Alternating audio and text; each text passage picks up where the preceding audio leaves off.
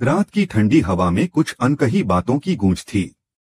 Balcony में चांदनी बिखरी हुई थी और उस चांदनी में नोना आंटी, जिसे सब प्यार से नो कहते थे, चुपचाप बैठी थी। उसकी निगाहें कहीं दूर आकाश में टिकी थीं, जैसे वह किसी सवाल का जवाब वहीं ढूंढ रही हो। दिल में हल्की सी उलझन थी, मगर चेहरे पर शांति का मुखौटा। तभी परी धीरे धीरे वहां आई, कदमों की आहट तक न हुई। उसने पास बैठकर चुपचाप नो को देखा और फिर मुस्कुराते हुए बोली, आंटी, आपको यहाँ अच्छा लग रहा है ना? नो ने मुस्कुराकर कहा, बहुत अच्छा परी। इस घर में एक अजीब सी अपनापन है। परी ने थोड़ी देर बाद संकोच से कहा, मुझे कुछ कहना था आपसे। उसकी आवाज में हिचक थी, लेकिन हिम्मत भी। आंटी, मुझे लगता है पापा आपको बहुत पसंद करते हैं। तभी तो उन्होंने खुद आपको रोकने को कहा। नो कुछ पल के लिए चौंकी, फिर मुस्कुराई। लेकिन उस मुस्कान के पीछे एक गहराई थी, जैसे दिल में कोई पुराना एहसास जाग उठा हो। उसने धीरे से कहा, शायद तुम्हारी बात में सच्चाई हो परी। मेहर बहुत अच्छे इंसान हैं और शायद मैं भी उनसे लगाव महसूस करने लगी हूँ। यह सुनते ही परी की आंखें चमक उठीं, उसके चेहरे पर मासूम खुशी थी। मुझे पता था, उसने कहा, मैं चाहती हूँ कि आप दोनों एक दूसरे के करीब आएं। पापा बहुत अकेले हैं, उन्हें किसी की जरूरत है। आप उन्हें मुस्कुराना सिखा सकती हैं। नो ने परी की तरफ देखा। उस बच्ची की बातों में इतनी सच्चाई थी कि उसका दिल पिघल गया। दोनों देर तक बातें करती रहीं, रिश्तों, जिंदगी और अकेलेपन की। हवा में अब चांदनी और भी मीठी लग रही थी, जैसे दोनों के बीच कोई अनकही डोर जुड़ रही हो। मगर उन्हें यह अंदाजा नहीं था कि कोई उनकी बात सुन रहा था। बालकनी के उस पार हेमंत गुजर रहा था। वह कुछ ढूंढने आया था, लेकिन ठिठक गया जब उसे उनकी आवाजें सुनाई दी। शुरू में उसने ध्यान नहीं दिया, पर जब उसने पापा आपको बहुत पसंद करते हैं जैसी बात सुनी तो उसका चेहरा सख्त हो गया। उसने धीरे से मोबाइल निकाला और अनजाने में कैमरा ऑन रह गया। उसी में कुछ हिस्सा रिकॉर्ड हो गया। वह पूरी रात चैन से नहीं सो पाया।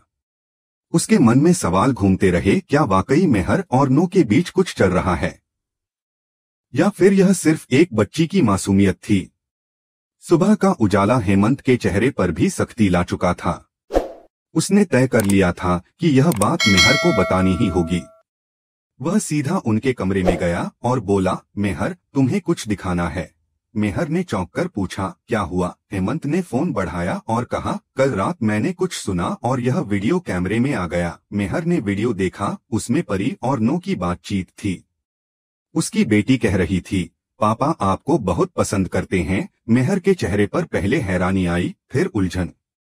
उसने गहरी सांस ली और कहा, हेमंत, यह बच्ची की मासूम बातें हैं।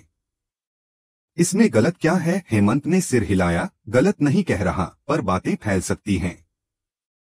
घर में और भी लोग हैं, गलतफहमी जल्दी पैदा हो जाती है। उधर कुछ दिन पहले की बात थी जब मिताली की तबीयत खराब रहने लगी थी। घर में सब उसके लिए परेशान थे, लेकिन किसी के पास समय नहीं था। काम, जिम्मेदारियां, भागदौड़, सब अपनी अपनी दुनिया में उलझे थे। तभी परी ने सुझाव दिया था, क्यों ना नोना आंटी कुछ दिनों के लिए हमारे घर आ जाएं। वो मिताली आंटी की अच्छी तरह देखभाल कर लेंगी। उसकी बात सबको ठीक लगी। मेहर ने भी मुस्कुराते हुए कहा, हाँ नो, अगर तुम्हें कोई परेशानी नहीं है तो कुछ दिन यहीं रह जाओ। नो के चेहरे पर हल्की मुस्कान आई। उसे लगा जैसे बहुत दिनों से जो अवसर वह सोच रही थी वो अब उसके सामने था। वह मेहर की सादगी और ईमानदारी की हमेशा से प्रशंसा करती थी, और अब उसी के घर में कुछ दिन बिताने का मौका मिला था। शायद किस्मत ने उसे एक और मौका दिया था अपने दिल की बात समझने का। नो ने जब घर में कदम रखा था तो माहौल ही बदल गया था। मिताली की तबीयत में धीरे धीरे सुधार आने लगा। नो पूरे मन से उसकी सेवा करती, उसका ख्याल रखती। बाकी सबको भी उसकी उपस्थिति से सुकून महसूस होता था। मेहर कई बार उसे काम के बीच देख लेता, कभी मिताली के सिर पर तेल मालिश करते हुए, कभी रसोई में परी के लिए नाश्ता बनाते हुए। उसे एहसास हुआ कि यह औरत सिर्फ दूसरों की देखभाल नहीं करती, बल्कि घर में नई ऊर्जा भी भर देती है। परी को भी नो की मौजूदगी बहुत अच्छी लगने लगी। उसे लगता कि जैसे उसकी दुनिया अब पूरी हो रही हो। वह अपने पापा को हंसते हुए देखना चाहती थी और अब मेहर के चेहरे पर वही मुस्कान लौटने लगी थी जो सालों पहले खो गई थी। लेकिन अब जब हेमंत ने वह वीडियो दिखाया तो सब कुछ फिर से उलझने लगा। मेहर ने भले ही इसे मासूम बातचीत कहा, पर उसके दिल के अंदर कहीं गहराई में कुछ हिल गया था। वह जानता था कि परी किसी झूठे इरादे से ऐसा नहीं कह सकती, पर यह भी सच था कि नो के आने से उसके भीतर कुछ बदलने लगा था। एक सन्नाटा जो बरसों से था अब किसी की मौजूदगी से भरने लगा था। रात को जब वह बालकनी में गया तो वही ठंडी हवा बह रही थी, वही चांदनी फैली हुई थी। बस इस बार नो वहां नहीं थी, लेकिन उस जगह पर उसकी खुशबू बाकी थी। मेहर ने धीरे से आंखें बंद कीं और उसे याद आया कि कल रात उसकी बेटी क्या कह रही थी, पापा आपको बहुत पसंद करते हैं। वह मुस्कुराया, मगर उस मुस्कान में झिझक भी थी। उधर नो अपने कमरे में बैठी थी। दिन भर की बातों ने उसके मन को अस्थिर कर दिया था। उसे लगा कि जैसे कहीं कुछ गलत हो गया हो, जैसे किसी ने उसकी भावनाओं को उजागर कर दिया हो। लेकिन फिर उसे परी की बातें याद आईं, पापा बहुत अकेले हैं। उसके होठों पर हल्की मुस्कान आई। शायद कभी कभी बच्चे वही देख लेते हैं जो बड़े छिपाने की कोशिश करते हैं। इस पूरे माहौल में अब एक नई हलचल थी। हेमंत अभी भी शक में था। परी अपने छोटे से दिल में उम्मीद की चिंगारी जलाए बैठी थी। मेहर और नो अपने अपने दिलों की आवाज सुनने से डर रहे थे। और मिताली जो धीरे धीरे ठीक हो रही थी, शायद अनजाने में ही इस आने वाले तूफान की वजह बन चुकी थी। घर के कोनों में अब सिर्फ सन्नाटा नहीं, बल्कि नई कहानी के कदमों की आहट थी। वो कहानी जो शायद सबकी जिंदगी बदल देने वाली थी। वीडियो देखने के बाद कमरे में एक भारी सन्नाटा छा गया था। मेहर के हाथों में हेमंत का फोन था और उसकी आंखें उस स्क्रीन पर टिकी थीं जहां कुछ घंटे पहले की घटना दोबारा चल रही थी। उसमें उसकी बेटी परी और नो की बातचीत थी, वही बातचीत जो अब पूरे माहौल को हिला चुकी थी। वीडियो खत्म हुआ, लेकिन मेहर की सांसें थम सी गईं। उसने कुछ क्षणों तक कुछ नहीं कहा। उसके चेहरे पर एक अजीब सा मिश्रण था, विश्वास और संदेह का। वह अपनी जगह से धीरे से उठा और खिड़की के पास जाकर खड़ा हो गया। बाहर सुबह की धूप घर के आंगन में फैल रही थी, लेकिन उसके मन में अंधेरा सा छाया था।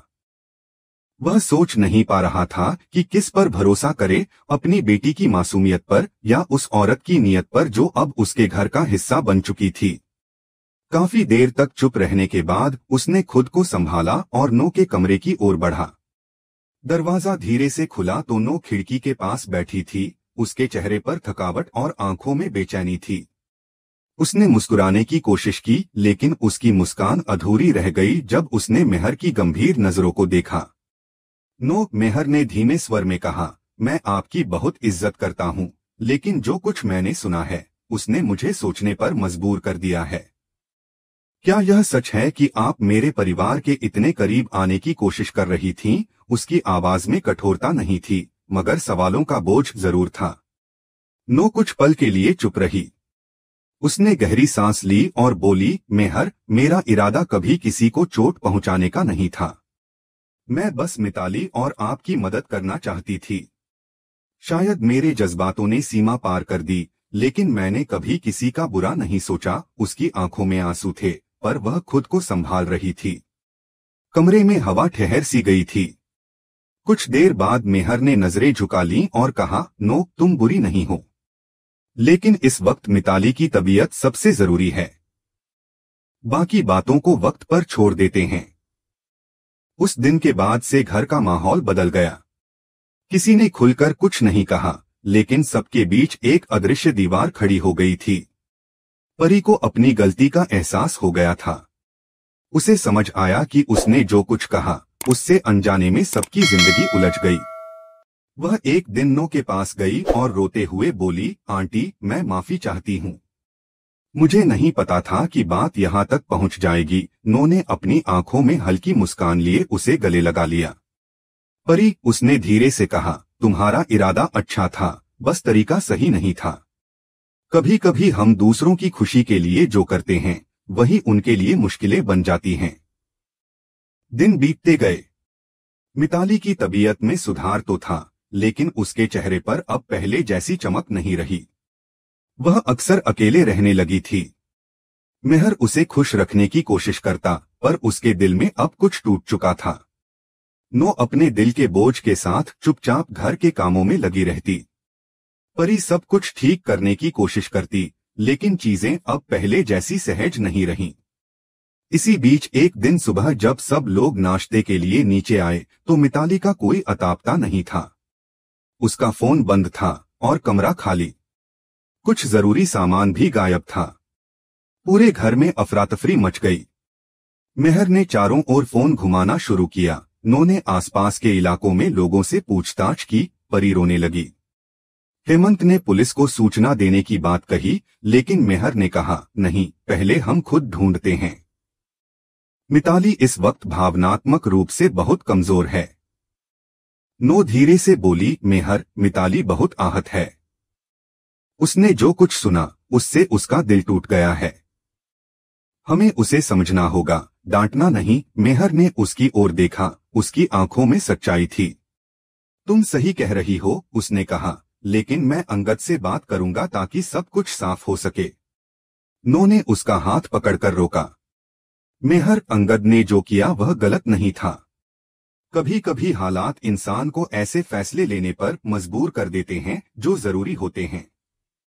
शायद इस बार भी कुछ ऐसा ही हुआ है।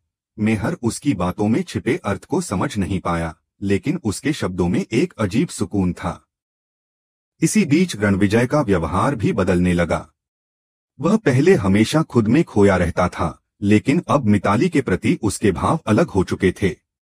मिताली की सादगी, उसकी समझदारी और आत्मसम्मान ने उसे गहराई से प्रभावित किया था। वह हर दिन उसके बारे में सोचता, उसे ढूंढने की कोशिश करता। कई दिनों की तलाश के बाद जब मेहर और नो एक मंदिर के पास पहुंचे तो वहां मिताली दिखाई दी, अकेली, शांत और थकी हुई। मेहर ने राहत की सांस ली। मिताली, उसने पुकारा। वह मुड़ी, उसकी आंखों में आंसू थे।